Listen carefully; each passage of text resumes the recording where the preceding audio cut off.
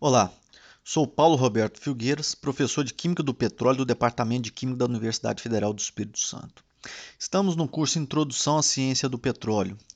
Hoje vamos ver um pouco sobre o módulo 3, Propriedades Físico-Químicas do Petróleo. Vamos estudar hoje a equação da energia para regime de escoamento. Então, a equação da continuidade para regime permanente. Então, para que o regime permanente seja realmente permanente, é necessário que não haja variação de propriedades em nenhum ponto do fluido com o tempo. Então, imagine que uma seção de uma tubulação, de algum tubo qualquer. Então, eu tenho uma vazão mássica 1 que está entrando numa seção do meu tubo, e eu tenho uma vazão mássica 2 que está saindo. Nessa seção inicial, eu tenho uma área 1 da seção transversal da tubulação e na seção 2 uma área 2. E aqui dentro eu vou ter uma massa que está relacionada, né, a um volume. Se a vazão mássica 1, né, que está entrando na minha tubulação, é diferente da vazão mássica 2, que está saindo da tubulação, então em algum ponto interno do tubo, em algum ponto aqui, né, do tubo de corrente, haveria uma redução ou acúmulo de massa. Então, para que o regime seja permanente, eu tenho que a massa que entra nesse ponto seja igual à massa que sai aqui e não pode haver variação nas propriedades do fluido em nenhum ponto com o tempo, no caso, com o tempo no tempo que eu estou avaliando, ou seja, no tempo do meu processo. Então, caso isso aqui seja um regime permanente, então seja um escoamento de um fluido em um tubo de corrente, então nós temos que, se o regime é permanente, ou seja, não há variação nas propriedades do fluido durante o tempo que eu estou avaliando, ou seja, não tenha nenhuma variação aqui dentro, redução ou acúmulo de massa dentro do meu tubo, então eu tenho que a massa que entra é igual, né, a massa que entra no meu sistema é igual à massa que está saindo do sistema. Ou a vazão mássica que está entrando em 1 é igual à vazão mássica que está entrando em 2, ou que está saindo em 2. Então, a vazão mássica que está entrando em 1 é igual à massa específica em 1 vezes a vazão volumétrica em 1. Isso vai ser igual a massa específica em 2 vezes a vazão volumétrica em 2. Bem, substituindo aqui a vazão volumétrica pela velocidade média vezes a área, então eu tenho que 1, né, na seção 1, eu tenho que a massa específica na seção 1 vezes a velocidade média na seção 1 vezes a área da seção transversal aqui no ponto 1, ela deve ser igual à massa específica no ponto 2 vezes a velocidade média né, na seção 2 vezes a área da seção 2. Então, essa aqui é a equação da continuidade para um fluido qualquer em regime permanente, ok? Sempre estamos frisando para o regime permanente. Então, eu tenho esta equação, que o produto da massa específica vezes a velocidade média vezes a área, ela deve ser constante entre dois pontos. Ou seja, esse produto deve ser constante. Então, se o fluido for incompressível, então a massa específica na entrada e na saída do volume V deverá ser a mesma. Ou seja, se o volume for incompressível, então eu posso garantir que a massa específica 1 é igual à massa específica 2. Então, sobrou que a velocidade média em 1 vezes a área 1 é igual à velocidade média 2 vezes a área em 2. Então, aqui eu tenho que a vazão em volume, então isso aqui é a equação da vazão. A vazão em volume de um fluido incompressível é a mesma em qualquer seção do escoamento que eu estou avaliando. Então, vamos imaginar aqui um tubo Venturi. Então, olha só, a velocidade média e a área nas seções do tubo Venturi são inversamente proporcionais. Então, imagine que eu tenho uma seção A no tubo Venturi, ou seja, eu tenho uma tubulação. Aqui eu tenho um estreitamento da minha tubulação, depois eu volto a aumentar a seção da minha tubulação. Então, isso aqui é chamado de tubo Venturi.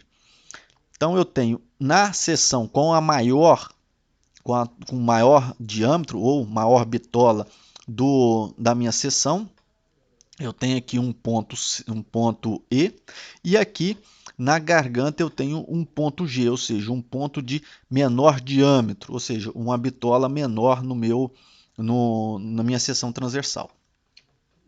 Então, se eu tenho um regime permanente, então eu posso utilizar esta equação. Ou seja, nesse ponto E, eu tenho que a velocidade em E, né, a velocidade média em E vezes a área em E, ou seja, a velocidade média vezes a área, vai ser igual à velocidade média aqui na garganta vezes a área da garganta. Ou seja, no caso, a área da seção transversal. Como a área da seção transversal na garganta é muito menor do que a área na seção transversal E, então eu tenho que aqui a velocidade na garganta deve ser proporcionalmente maior do que a velocidade nessa seção para garantir essa igualdade, ok? Então, quando eu tenho esse sistema, nessa região do tubo venturi, eu aumento a velocidade do meu fluido e esse aumento é para garantir esta igualdade no meu regime permanente. A equação da energia para regime permanente. Esse é um dos assuntos mais importantes para a área dos fluidos. Então, base para o estudo da perda de carga, dimensionamento e projeto de instalação de bombeamento.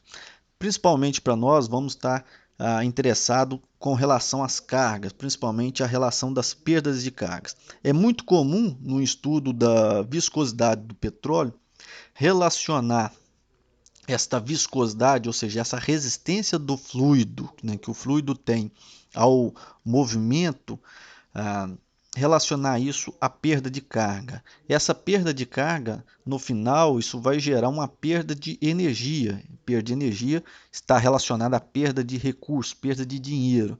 Então, por isso, esse grande interesse em estudar a viscosidade e, principalmente, podermos entender essa relação, o que seria essa perda de carga.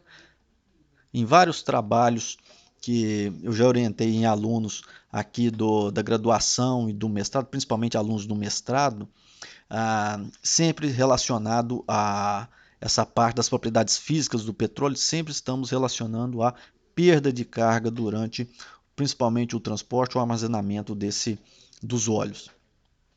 Então nós temos três tipos de energia mecânica. A energia potencial, vou equacioná-la pela essa letra EP, então energia potencial. A energia cinética, EC, e essa terceira tipo de energia, que é a energia de pressão, chamada de EPR, para diferenciar do EP, que é a energia potencial. Então tem a energia potencial, energia cinética e energia de pressão. A energia potencial. Então, o estado de energia de um sistema associado à sua posição no campo de gravidade em relação ao plano horizontal de referência.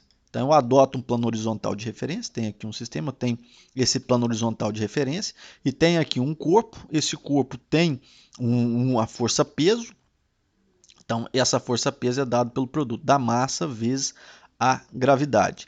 De forma geral, essa energia cinética, eu posso relacioná-la com a força, né, uma força qualquer vezes um deslocamento.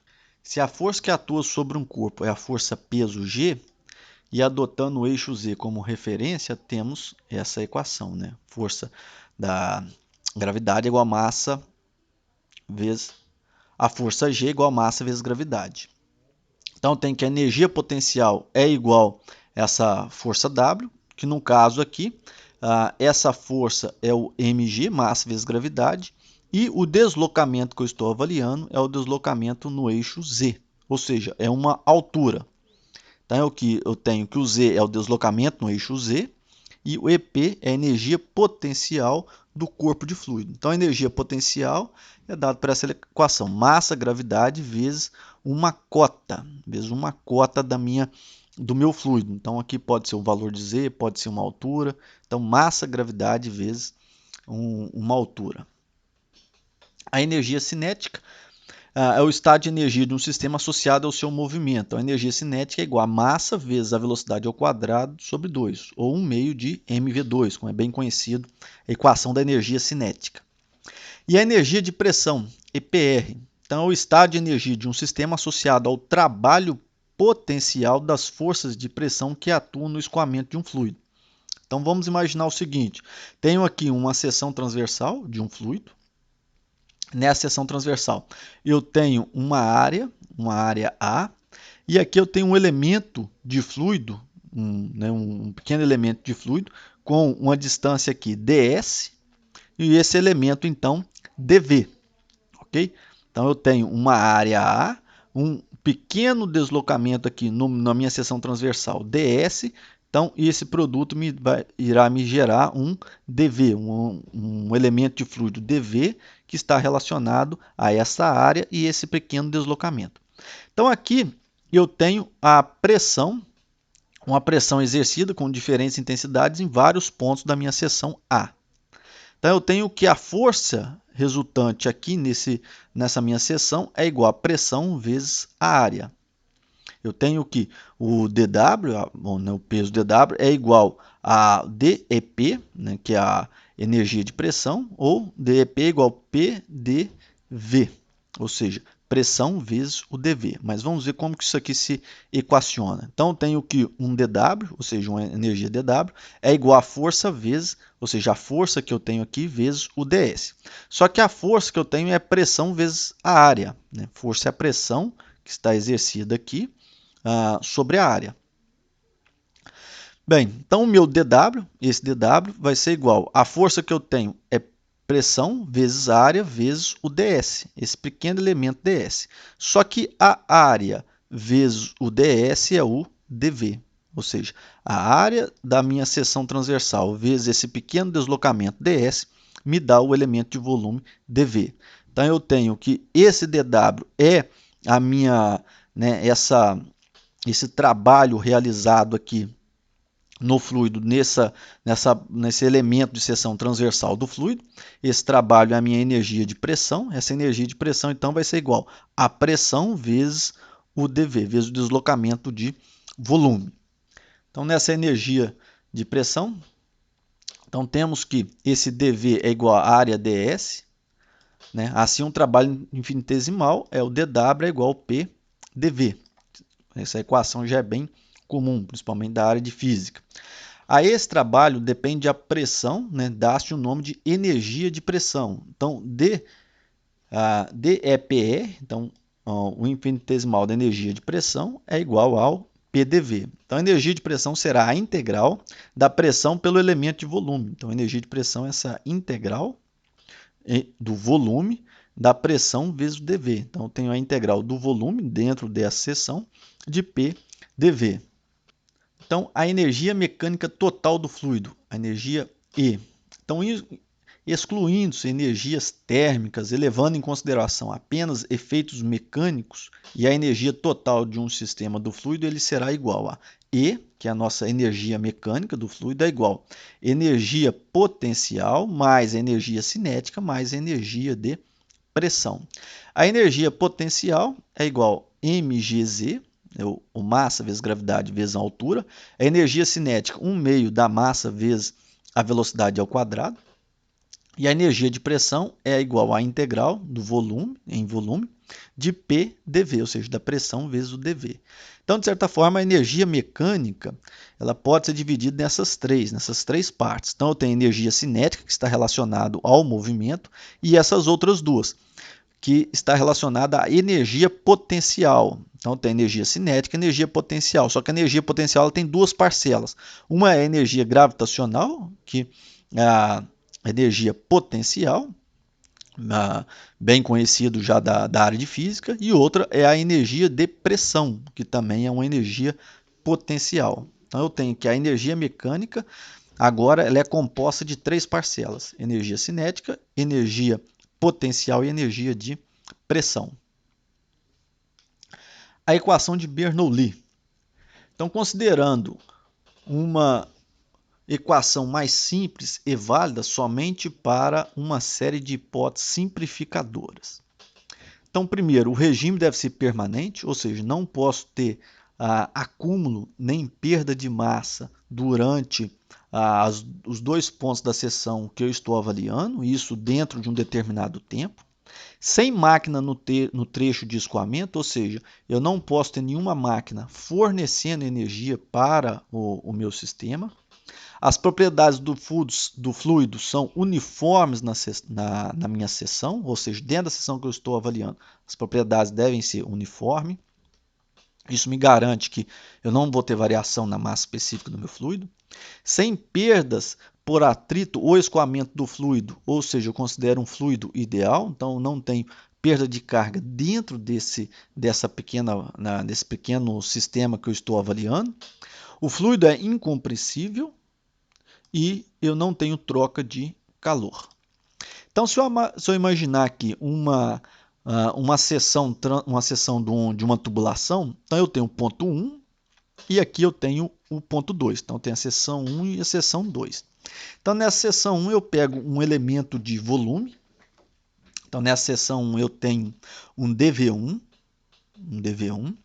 Aqui eu tenho uma velocidade 1 do fluido, e aqui eu tenho a minha linha de corrente, tenho uma velocidade 1. Esse elemento ele tem uma massa dm1 e eu tenho uma pressão P1 exercida nesse fluido.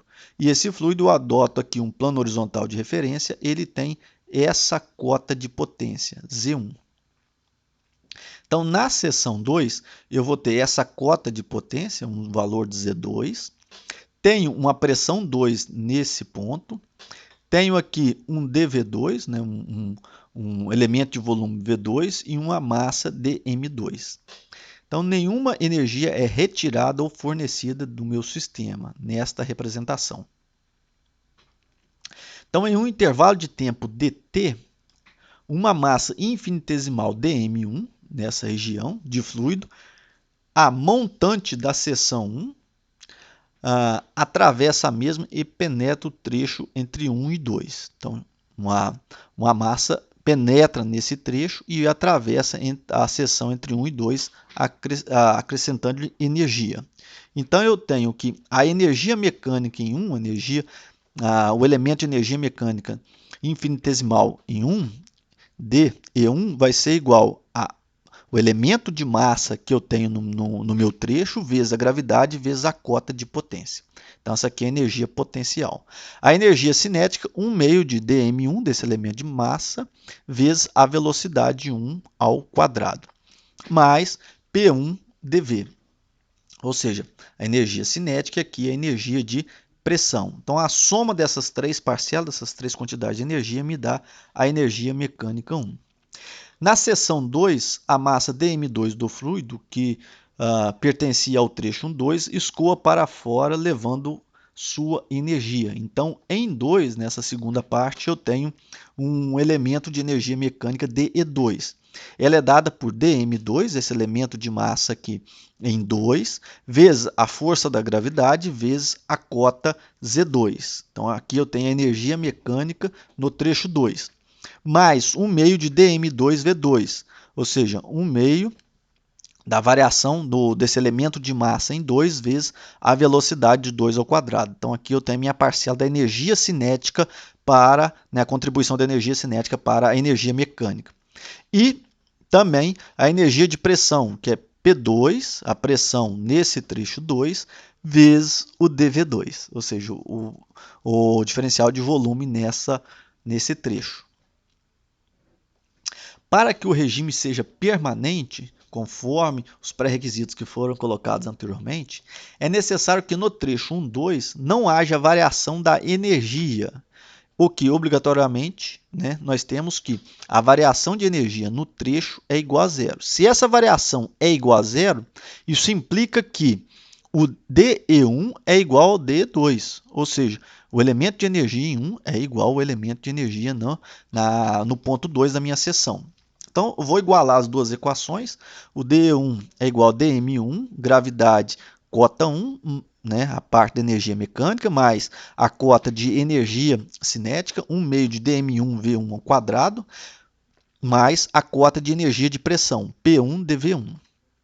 Isso vai ser igual à parte 2. Então, tem a energia potencial da parte 2, dm2, gravidade, cota 2, mais a energia cinética na seção 2, 1 meio de dm2v2 ao quadrado, mais a cota de energia de pressão, P2 dV2 ao quadrado. Então, nós temos como a massa a massa específica é igual a dm/dv, ou seja, a massa específica de um fluido é dm/dv, então posso fazer o que dv é igual a 1 meio de ρ dm, 1 sobre ρ dm. Ou seja, o elemento dv é igual a 1 meio dm. Por que eu vou fazer isso? Se eu observar a minha equação, aqui eu tenho o elemento de massa, dm1, aqui eu tenho o elemento dv. Só que eu posso transformar esse elemento dv para dm, ou seja, eu posso obtê-lo através de uma equação. E essa equação é o dv é igual a dm sobre ρ. Então, eu consigo colocar todos os termos da minha equação em função da variação de massa. Então, fazendo a substituição de dv por 1 sobre ρ dm, 1 sobre a massa específica vezes dm, então eu vou ter que dm1 gz1 mais 1 meio de dm1v1 ao quadrado, isso aqui permanece o mesmo. Já aqui na energia de pressão eu tenho P1 sobre ρ1, a massa específica na seção 1 vezes o dm1. E faço a mesma substituição aqui no ponto 2. Então, agora eu tenho dm1 em todas as parcelas da minha equação. Ou seja, se eu tenho dm1 em todas as parcelas da minha equação, eu posso cancelá-lo. Então, vamos lá. Como o fluido é incompressível, então temos que o ρ1 é igual ao ρ2, que eu vou substituir por ρ. E, como o regime é permanente, temos que o dm1 é igual ao dm2, que vamos substituir para dm.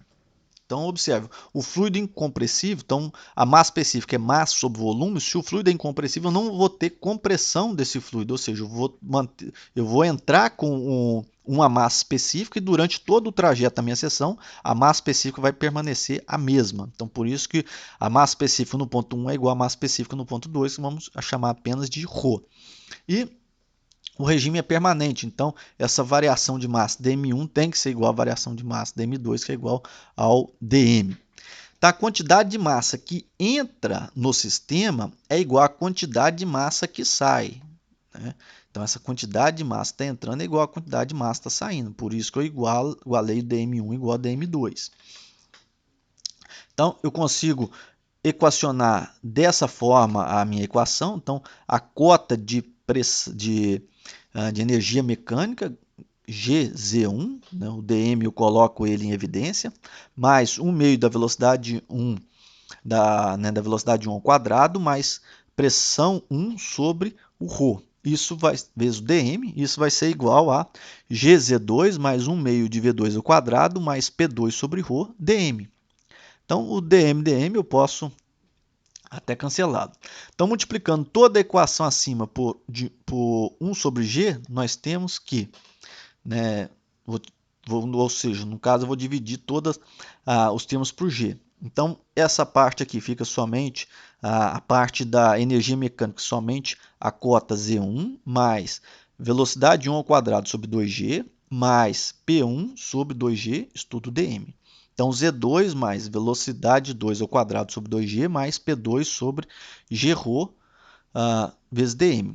Como o peso específico é igual a massa específica vezes a gravidade, então aqui eu posso substituir aqui por gama e aqui também por gama. E posso simplificar o dm dos dois lados. Então, agora eu chego na equação de Bernoulli. Então, eu tenho Z1, que é a carga, a parcela da energia mecânica relacionada, né, à energia potencial, mais a velocidade 1 ao quadrado dividido por 2g, que é a parte cinética da energia mecânica, mais a pressão 1 sobre o gama. Isso vai ser igual ao Z2 mais a velocidade 2 ao quadrado sobre 2g mais a pressão 2 sobre gama. Então, esta equação aqui é a equação de Bernoulli. Mas nós podemos trabalhar um pouco mais essa equação ainda. Então, vejam só. Observe que cada parcela da energia mecânica tem unidade de carga.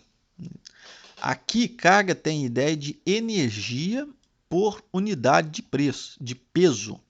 Então, vejam só, nesta equação de Bernoulli, essa primeira parte aqui, Z1 ela veio de massa, gravidade, vezes uma altura Z, dividido por massa vezes gravidade. Ou seja, massa vezes gravidade vezes Z vezes o Z é a energia potencial dividido pela a gravidade. Ou seja, energia, aqui eu tenho que a energia potencial por unidade de peso. Ok? Então, essa energia potencial por unidade de peso me dá o valor de Z. Bem, se Z eu estou falando que é a altura, então a altura é alguma unidade linear. Então, pode ser centímetro, metro. Então, essa unidade linear é o que nós chamamos de carga. Isso como vimos em aula passada, onde eu posso adotar a unidade de pressão como sendo a unidade de linear, unidade de comprimento, como, por exemplo, a unidade milímetro de mercúrio. Então, posso também utilizar a unidade metro de coluna d'água. Então, medida de mercúrio, eu vou ter uma unidade linear, ou seja, eu vou ter milímetros que me está relacionado à pressão. Então, isso me dá a ideia de carga, ou seja, a ideia de energia por unidade de peso do meu fluido. Então, esse Z1 eu tenho a carga potencial. Essa outra parcela, V1 ao quadrado sobre 2G, ou V2 ao quadrado sobre 2G, então essa parcela, velocidade ao quadrado dividido por 2G, isso vai ser igual a velocidade ao quadrado é igual a multiplicando e dividindo aqui pela massa, né, essas duas partes pela massa, então vou ter massa velocidade ao quadrado. Então, massa velocidade ao quadrado sobre 2 vai dar a energia cinética e massa vezes gravidade vai dar a força-peso. Então, aqui eu tenho energia cinética por unidade de peso. Então, aqui eu tenho a unidade de energia cinética sobre unidade de peso. E agora vejamos só. A unidade de velocidade é metros, né, no sistema internacional, metros por segundo. E unidade da força G é metro por segundo ao quadrado. Mas aqui eu tenho a unidade ao quadrado. Então, eu tenho metro por segundo, tudo ao quadrado. Então, se essa velocidade está ao quadrado, eu tenho metro ao quadrado dividido por segundo ao quadrado. Se eu dividir isso por metro por segundo ao quadrado, segundo ao quadrado, os dois estão no denominador, posso cortar, sobrou metro quadrado por metro, sobrou unidade de metro. Ou seja, sobra a unidade linear. Novamente, unidade de carga. Ou seja, eu tenho uma carga cinética. Então, observe, aqui eu tenho a unidade linear. Se eu estou somando essa parcela, também é esperado que isso aqui vai me gerar uma unidade linear. Então, se eu estou trabalhando no sistema MKS, então é esperado que isso aqui também vai me dar alguma unidade linear, unidade de comprimento. Pode ser metro, centímetro, mas qualquer unidade de comprimento. Já que eu estou somando essas parcelas, essa aqui já está fácil de visualizar. Eu tenho uma altura, eu tenho uma cota, então isso aqui já é unidade linear. Então aqui também nós vimos que também é unidade linear. Então essa outra terceira, que é a carga de pressão, também já é esperado que ela também terá unidade linear. Mas vamos ver, então eu tenho a pressão sobre o peso específico.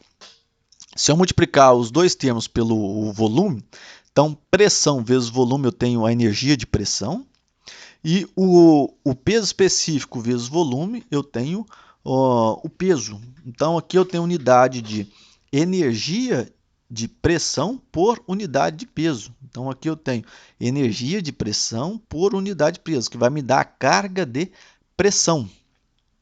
Então, aqui também eu tenho a unidade linear. Então, vejam só, nesses três casos onde eu tenho essas carga potencial, carga cinética e carga de pressão, todos eles eu tenho unidade de carga, ou seja, tem unidade linear. Todas as três me dão unidade linear. Cada parcela aqui contribui para a energia mecânica total do meu sistema. Então, eu tenho a carga de potencial, a carga cinética e a carga de pressão. A soma das três parcelas me dará a energia mecânica do fluido. Se, entre duas seções do escoamento, o fluido for incompressível, sem atrito, regime for permanente, se não houver máquina nem troca de calor, então as cargas totais se mantêm constantes em qualquer seção, não havendo ganho nem perda de carga. Então vamos chamar carga de H, esse H maiúsculo, é a carga total no meu sistema é igual a carga de potencial mais a carga cinética mais a carga de pressão. Então, resumindo, na equação de Bernoulli, temos a conservação da energia, ou seja, a carga no ponto 1 é igual à carga no ponto 2. A carga vamos denotar pelo H maiúsculo. Então, temos a carga no ponto 1 é igual à carga no ponto 2. Equação da energia e presença de máquina. Máquina, para efeito de estudo, será qualquer dispositivo introduzido no escoamento a qual forneça ou retire energia dele na forma de trabalho. Ou seja, a máquina é qualquer dispositivo no qual eu vou fornecer energia para o meu sistema ou eu vou retirar energia do meu sistema. Será denotado por bomba. Então, aqui, aí já é um tipo de máquina que fornece energia ao fluido. E turbina, qualquer máquina que retire energia dele. Então, aqui eu tenho tenho máquina, que é qualquer dispositivo que pode alterar, né, que vai fornecer ou retirar energia do meu sistema. Mas aqui eu tenho que bomba é uma máquina que fornece energia. Então, quando eu tenho uma bomba, eu tenho a introdução de energia no sistema. E a turbina é um dispositivo, é uma máquina que retira energia do meu sistema. Então, eu tenho, nessa minha seção transversal, aqui eu tenho a cota, né, uma seção no ponto 1, no ponto 2. Então, eu tenho esse vetor velocidade do meu fluido, no ponto 1 e no ponto 2. Então, eu tenho nessa seção uma carga 1 e no ponto 2, né, na seção 2, uma carga 2. E entre esses dois eu tenho uma máquina. Então, sem a presença de máquina, nós temos que a carga em 1 é igual à carga em 2. Na presença de uma bomba, ou seja, se eu tiver uma bomba nesse sistema, bomba fornece energia para o meu sistema. Então, eu vou ter H1, ou seja, a carga em 1, mais a carga da bomba, né? Vamos chamar de carga da bomba HB, e isso vai ser igual à carga em 2. Ou seja, eu parti em 1 de uma carga H1, cheguei nesse ponto, eu somei com a carga da bomba, ou seja, a bomba forneceu energia para o meu sistema, e eu cheguei em 2 com a soma dos dois, a carga 1 mais a carga da bomba. Bem, se em vez de uma bomba eu tiver uma turbina, a turbina retira energia. Então, eu vou ter H1 menos a carga da turbina, ou seja, eu retirei energia do meu sistema e eu cheguei em 2, né, a carga 2, que vai ser igual a carga 1 menos a energia retirada pela turbina. Então, se eu tenho uma máquina no meu sistema, se eu tenho uma máquina durante o meu escoamento, eu vou ter ou uma inserção de energia através de uma bomba ou a retirada de energia através de uma turbina. Então, basta adicionar a energia no meu sistema, caso eu esteja olhando uma bomba, ou retirando a energia do sistema, caso eu esteja com uma turbina. Como se deseja estabelecer uma equação geral para a carga manométrica da máquina, essa será indicada por HM, e as equações poderão ser escritas da seguinte forma.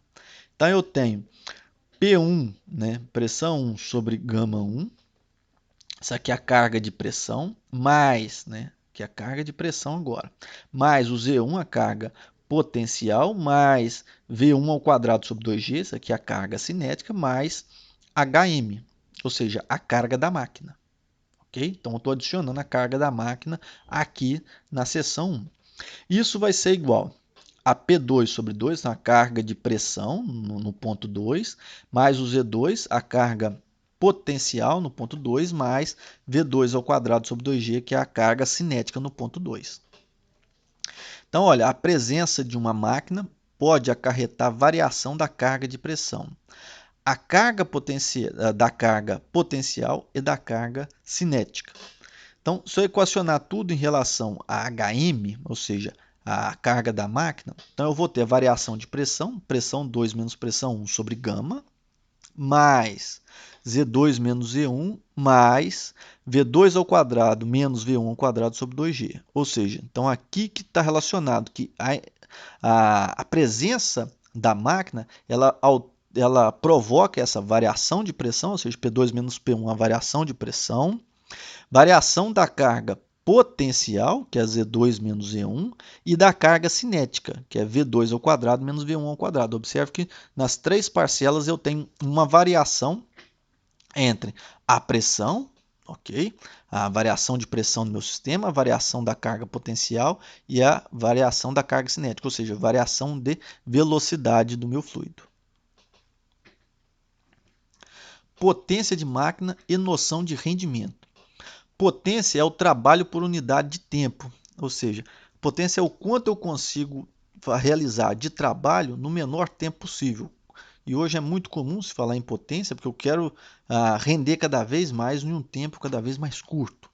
Então, como o trabalho é uma energia mecânica, podemos generalizar definindo potência como sendo qualquer energia mecânica por unidade de tempo. Então, a potência N é igual a energia mecânica sobre tempo, ou seja, qualquer unidade de energia mecânica sobre unidade de tempo. Então, eu tenho que a potência N vai ser igual a energia mecânica sobre o tempo. Se eu multiplicar ela peso sobre o tempo, é a vazão em peso, ok? Então, eu multiplicando esse termo pela vazão em peso, então eu vou ter que a potência é igual a carga vezes a vazão em peso. Ou eu posso colocar que a potência de uma máquina é igual a vazão em peso é igual a gama vezes Q. Então, eu tenho gama o peso específico vezes a vazão volumétrica vezes a carga do meu sistema. Ou a potência do meu sistema é igual ao peso específico vezes a vazão volumétrica vezes a carga. Então, eu tenho essa equação para a determinação da potência. Então, vamos imaginar o seguinte, eu tenho um sistema e aqui eu tenho uma bomba. Então, eu tenho, passando aqui, né, na seção da minha tubulação, tem um fluido passando. Aqui eu tenho uma bomba. Então, eu tenho o eixo da bomba que vai girando e o fluido chega aqui e a bomba fornece energia para o meu sistema para ele ir para a seção 2. Então, aqui eu tenho a potência, nesse ponto tem a potência recebida pelo fluido ao passar pela a bomba.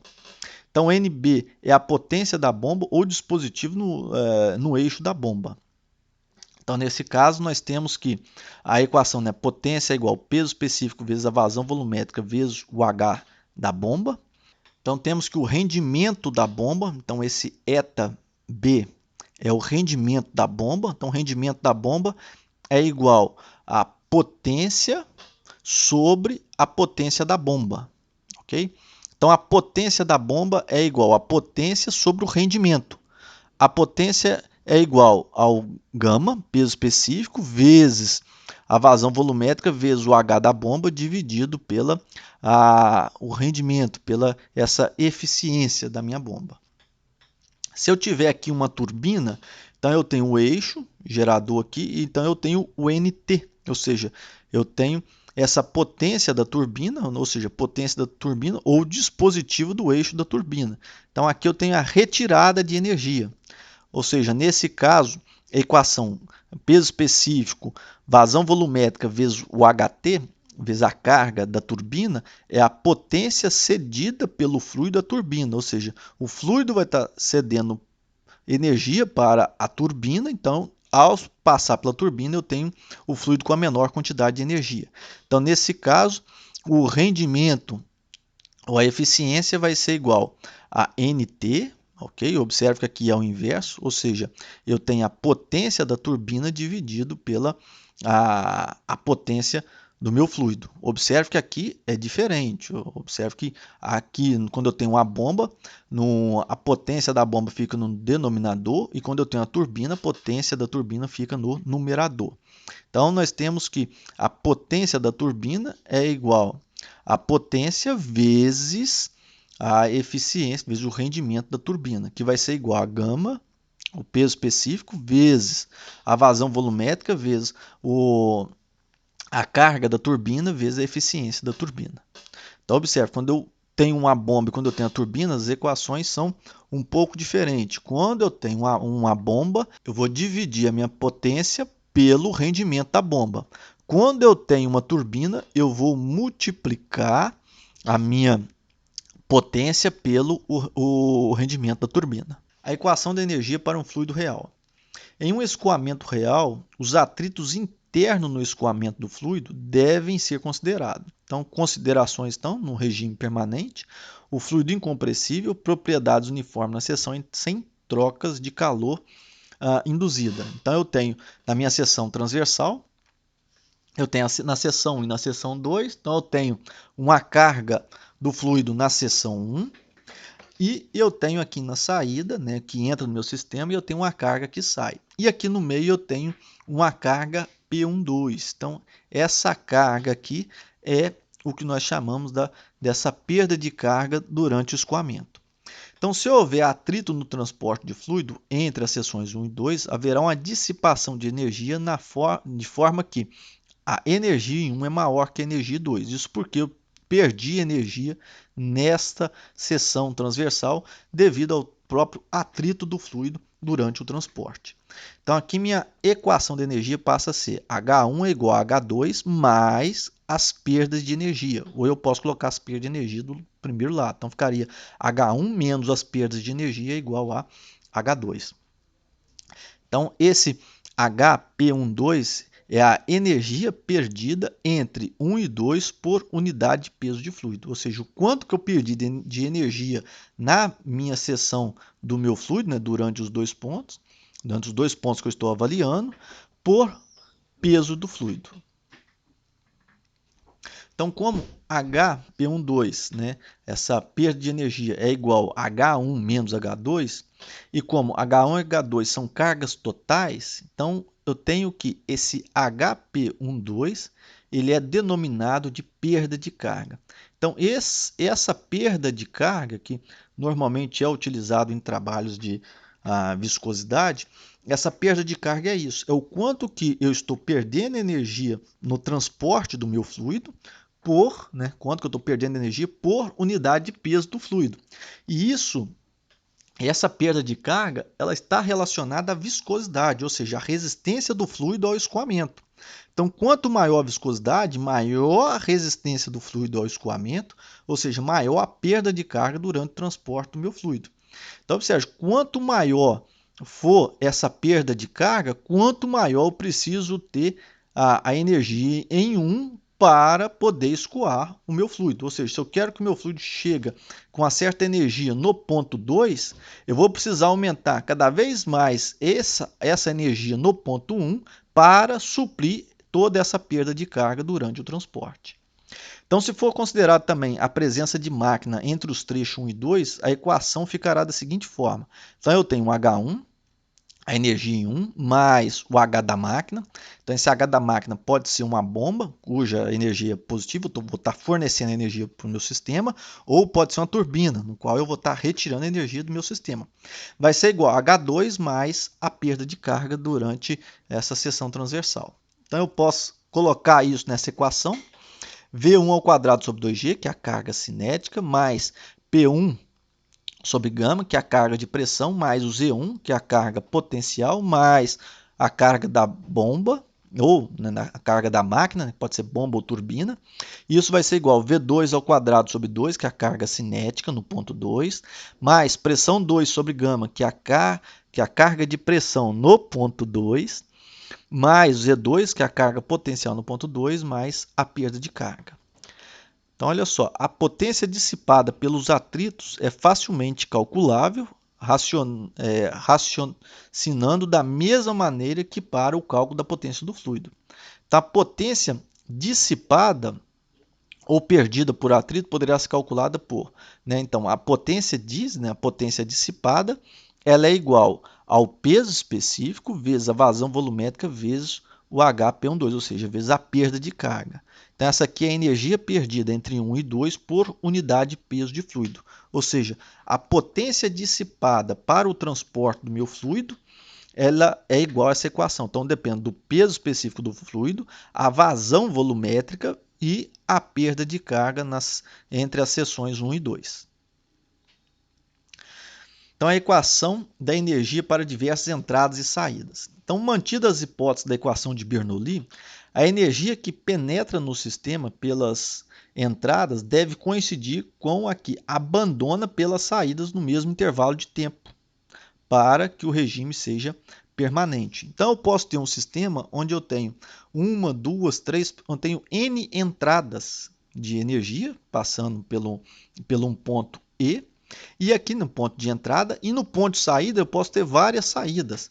Então, logo, eu posso equacionar esta equação, né, essa relação, por o somatório das energias de entrada é igual ao somatório das energias de saída. Ou seja, eu somo todas as entradas de energia é igual à soma de todas as saídas de energia. Ou seja, eu tenho aqui a conservação de energia. Bem, se eu dividir todas elas pelo tempo, então tem a somatório das entradas sobre o tempo é igual ao somatório das saídas sobre o tempo. Então eu tenho aqui, ó, a energia do fluido por unidade de tempo, né, que representa a potência do fluido. Ou seja, as potências de entrada é igual às potências de saída. Ou seja, na entrada eu tenho um somatório dos pesos específicos, vazão volumétrica vezes as cargas de entrada é igual às saídas, o somatório de todas as saídas do peso específico, vazão volumétrica e as cargas de saída. Então, de forma que, lembrar que a carga ela é formada por essas três parcelas, a parcela cinética, de pressão e potencial. Então, eu posso escrever da seguinte forma, se eu tiver ainda uma máquina e uma dissipação de energia no meu sistema. Então, dentro do meu sistema eu tenho várias entradas, várias saídas, eu tenho uma máquina e eu tenho a energia dissipada. Então, eu tenho o somatório de todas as entradas, né?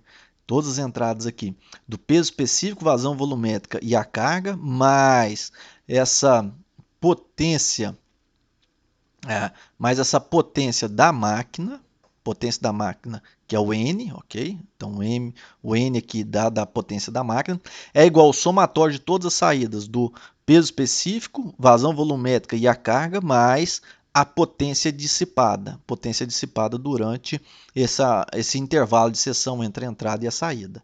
Lembrando que a potência dissipada é igual ao gama, né, o peso específico, vazão volumétrica, vezes o H dissipado entre a entrada e a saída, ou seja, toda a energia dissipada aqui entre a entrada e a saída. Bem, por hoje é só. Bons estudos!